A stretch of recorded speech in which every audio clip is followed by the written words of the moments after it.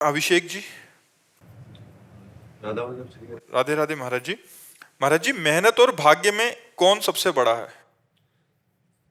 ये तो तुम्हारी मेहनत बताएगी और तुम्हारा भाग्य बताएगा। अगर प्रारब्ध पीछे का बहुत जोर का है तो तुम्हारी मेहनत कितनी भी जोर की हो सफल नहीं हो सकती। अगर प्रारब्ध कमजोर और मेहनत जोर की है तो प्रारब्ध को रौंद के निकल जाएगा, लेकिन वो मेहनत होगा भजन। जो प्रारब्ध को रौंद सके वो होगा भगवान का भजन। नहीं तो प्रारब्ध को मिटाने के लिए प्राकृतिक कर्मों के द्वारा प्रारब्ध नहीं मिटाया जा सकता। वो सच्चिदानंद भगवान की आराधना करके प्रारब्ध मिटाया जा सकता है। नहीं तो प्रारब्ध इतना बलवान होता है कि कोई देखो कितना भी पढ़ा लिखा हो, ग्रेजुएट है, नौकरी के लिए घूम रहा है, हर जगह असफल हो जाता है। उसका प्रारब्ध बहुत जोरदार है जो उसको गिरा रहा है। एक आदमी है कि मंद बुद्धि का है, कोई प्रयास नहीं है, लेकिन उसका प्रारब्ध बहुत जोरदार है। वो प्रारब्ध का अच्छा प्रारब्ध है तो उसका भोग कर रहा है। इस समय वो गलत चल रहा है लेकिन उसकी उन्नति हो रही, क्योंकि उसका प्रारब्ध पुण्य जोरदार है और वो बहुत अच्छा चल रहा है, धर्म से चल रहा है, लेकिन उसका प्रारब्ध गिरा हुआ है तो उसको बार बार गिरा देता है। तो ऐसे प्रारब्ध को कंट्रोल करने के लिए तपस्या साधना, इसके सिवा नहीं हो सकता।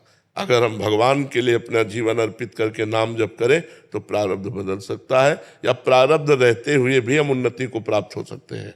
प्रारब्ध अपना प्रभाव दिखाता रहेगा।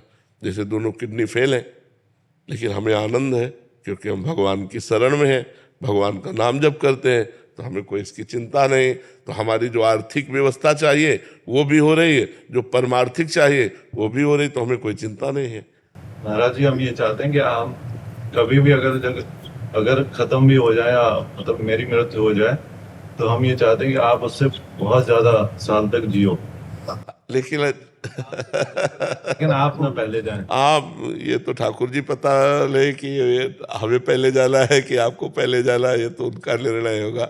इस पे आपकी सद्भावना है पर इस पर फाइनल नहीं कहा जा सकता।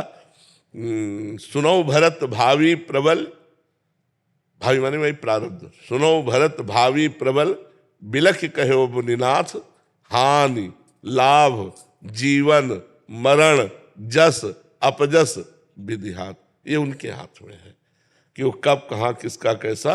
पर हमें लगता है कि आप बहुत पवित्र हृदय के हैं। जो इस समय लाभ लेना उसे ले लो, जो उपदेश सुन रहे हो उसके अनुसार अपने आचरण बनाओ और नाम जप करो और निकल चलो इस असत संसार से भगवान के चरणों की तरफ बढ़ो आगे ना। हाँ, संत संग का यही फल है कि संसार का असत संग त्याग करके भगवान की प्राप्ति कर ली जाए। साधु समागम का यही फल है कि हमें भगवान प्यारे लगने लगे, उनका नाम प्रिय लगने लगे, गंदे आचरणों से घृणा होने लगे तो समझो संत समागम हुआ है। तो बड़ा सुंदर भाव आपका है, इस भाव का लाभ लो, भगवान का नाम जप करो और जीवन को पवित्र बना लो। जीवन को अपवित्र ना होने पावे, कलंकित ना होने पावे, कोई ऐसे गंदे कार्य न हो जिससे खुद जलो और अपने प्रियजनों को जलना पड़े। ऐसे आचरण करो कि आप सुखी रहो और आपके संबंधी भी सुखी रहे।